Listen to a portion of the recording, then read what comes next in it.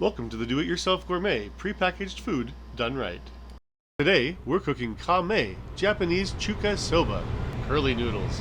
It begins with 2.5 quarts of boiling water and a package of the curly noodles. Place them inside while the water is boiling, and make sure they have room to let those bubbles bubble around them for the next 3 to 4 minutes.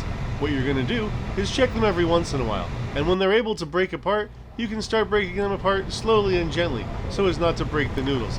Keep it at a nice rolling boil, but don't have it too incredibly high, otherwise it might start splashing over the side. After 4 minutes, you're definitely going to want to have an ice bath on hand for when the noodles drain so that you can stop that hot cooking from carrying over any further.